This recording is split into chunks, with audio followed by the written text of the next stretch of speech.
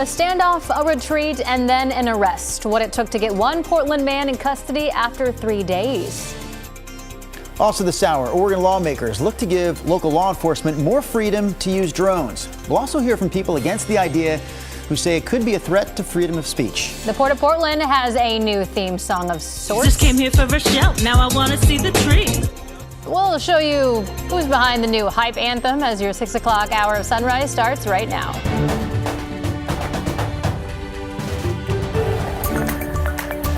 Good morning, and thank you for joining us on your Thursday here. I'm China Green. And I'm Drew Carney. Not only Thursday, did you know it's also National High Five Day? So Rod and Chris, we start this with, high five.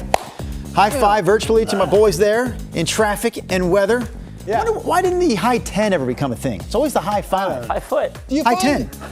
Ow! No. Oh, there you go. Yeah. A little aggressive. Aggressive. I never know to shake hands anymore, do the high five, or do the fist bump. It's really become increasingly confusing. Just avoid human beings. Here's blue sky from the Lincoln City camera. Going to be a beautiful day. No low cloud deck at the beach this morning like we have been seeing. 39 for you. Clear skies awaiting us here in Portland. We're at 46. And this will be another sunny day across our entire region, including the coast this morning, as we just saw. 60 at noon. High temperature right in that sweet spot at 72 degrees. High five, Mr. McGinnis. Back at you, brother. All right, let's go ahead and look at the drive here. We're in pretty good shape out there. Live look at the Sylvan Hill. Traffic getting a little bit busier coming down from the west side into the Vista Ridge Tunnel, but so far no major trouble locally.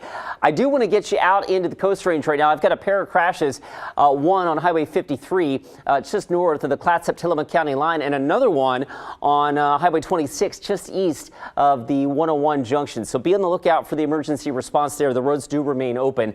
And a little bit later on this morning, heading up to the Woodland area, northbound I-5, road work on the North Fork Lewis River Bridge. Washed out will be closing one lane on the bridge from 8:30 to 3:30. That will create some northbound I-5 delays heading into the Woodland area a little bit later on this morning. China? Thank you, Chris. Top story this morning, police arrest the man that they have been tracking for several days in Northwest Portland. Yeah, yesterday's arrest happened 2 days after officers walked away from a standoff with the very same man in that very same neighborhood. Thomas Schultz joins us live now from Northwest 21st and Hoyt with all the details. Thomas? Hey, good morning, guys. And yeah, some neighbors that we spoke to say that they are frustrated that it took 2 days to arrest one man, though others tell us that they appreciate that police prioritize safety in arresting 44-year-old Raul Nava Jr. Now, from the get-go on Wednesday, it was clear that this was a tactical operation. Portland police put on protective masks and deployed CS gas. Moments later, they arrested this man on Northwest 21st and Hoyt Street. Officers tried to arrest Nava Jr. Monday night on an ID theft warrant, though when they approached him, he ran, threatened them with a knife, and sprayed mace at one officer. He then hid behind a picnic table during a 3-hour standoff with police. Now, eventually, uniformed officers left, opting instead to arrest him at another time. That came on Wednesday amidst mixed reaction from community members. Surround the tent so that he couldn't run like he did on Monday. That was our concern, that he would be out in the neighborhood running around with knives. And there was a whole SWAT team, and this looks like a lot of people to get into custody, this one person. I hope that the person taken into custody gets the help that they need, and that we maybe this drives home the importance of de-escalation.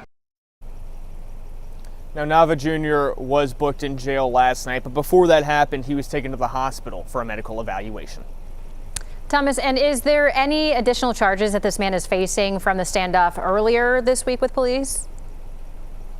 Yeah, China, there is. So in addition to that ID theft charge that he had a warrant out for his arrest for, Nava Jr. is also facing charges for unlawful use of a weapon and attempted assault on a public safety officer. Guys. All right, Thomas Schultz live for us this morning there in Northwest Portland.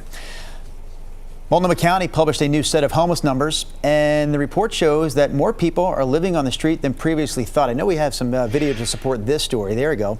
The county says this is the most comprehensive set of numbers it's ever had. It shows nearly 15,000 people were homeless in Multnomah County in February.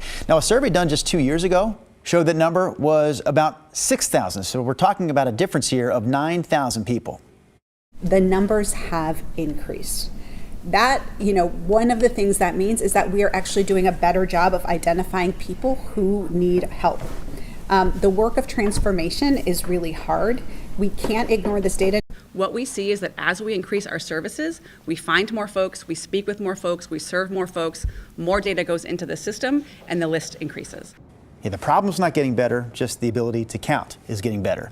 This latest report clearly suggests that the number of people living on the street in Multnomah County is quickly outpacing available shelter and housing options. This week, county commissioners are also getting a better idea of just how much it costs to maintain shelter beds across the city. On the low end of things, the county is paying $22,000 per bed. That's more than the average yearly rent for a one-bedroom apartment in Portland, which would cost a total around $19,000 a year, give or take. Our Alma McCarty has more. We're able to take a look at really how much does this type of shelter cost, but say, is it effective or not in housing placement? Before tackling the budget, Multnomah County commissioners spent time this week talking data, looking at the cost of a shelter bed or unit per night. It's really important that we look at what type of shelter system do we want to have. I don't believe that the type of housing support one should get should depend on which shelter they happen to enter. Commissioner Shannon Singleton called for the assessment to see how the cost of shelter connects to the outcomes. Although the least expensive option, at an average of $60 per bed a night or nearly $22,000 a year, was congregate shelter, according to the report, it also showed the lowest rates of positive outcomes. We know we only have about 23% housing placement outcomes. We need more than that. So we want to really be thoughtful about how we do that. The assessment also found the most expensive shelter to be motel shelter at an average of $141 per unit each night, or more than $51,000 a year. However, Singleton says those shelters had better outcomes, with nearly 70% of those staying there getting back into housing. This idea of having low placements out of just congregate shelter, which is cheaper, I don't think is the type of community that Multnomah County wants to be. People really want to see folks actually recover and move back inside. With these numbers in front of them, she's hoping leaders can find the right mix of options. It's not a one-size-fits-all, and we can't just magically put everybody into housing, particularly when we know we don't have enough housing that people can afford for the long term. Alma McCarty, KGW News. The federal government is getting involved in the dispute between the La Center School District and the state of Washington over gender and pronouns. 2 years ago, the superintendent of La Center's school district issued a policy that teachers are not allowed to ask students their pronouns, although students are still allowed to offer them.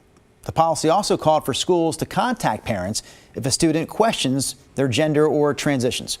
Last month, after a long investigation, the state of Washington issued a report calling the policy discriminatory and ordered the district to change it. But the superintendent refused.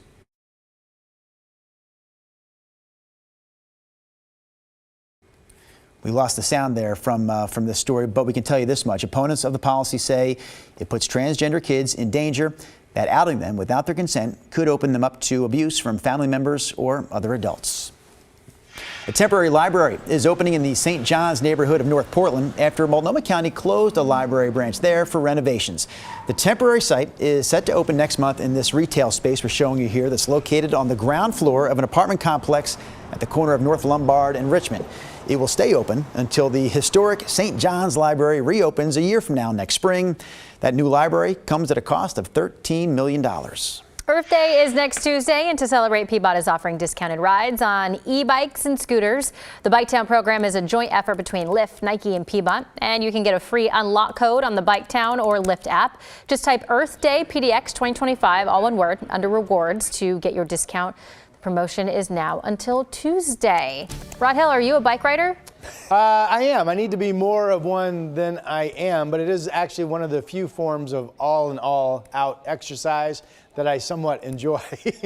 I can't ride a bike very well, or really at all. Well, we live next to a green space, Salmon Creek area, and there's a path that's about a 10-mile complete loop, which is really nice from where I live. It's all pretty scenery and everything.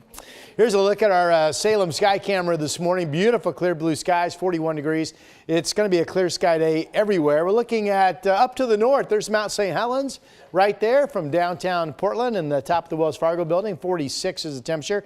And we've zoomed in our camera up in the West Hills at the Oregon Zoo. And we have at least one goat. Move! Boy, it's really still. Okay, here's a look at our temperature outside up in the West Hills, 45 degrees. Other numbers. Again, just a beautiful day coming our direction. 38 in Gresham, and you can see Camas Battleground in the 30s, so some cool spots, but it's 41 in Salem and 47 down in Corvallis and Albany this morning. Forecast map, no low cloud deck at the coast this morning like we have been seeing, just sunny skies all day. This shows at 4 o'clock, 62 in Astoria, 70 in Portland, 61 in Madras. A little cooler out east today. A lot of you will see high temperatures stop in the 50s, but very nice weather all in all. And here's our 7-day forecast. So this is going to come true. Our Monday projection that basically all of our work week would be sunny and nice, Monday through Friday. 72 today, 76 tomorrow. And then the weekend still looks cooler. I have highs 62 and 60, kind of partly sunny with a scattered shower threat both days. The best chance of most of us seeing some rain at the same time is going to come early Saturday morning. But your odds are good that your outdoor plans will be barely interrupted. And then we get back into some dry weather to start next week. And that is your forecast. Thank you, Rod.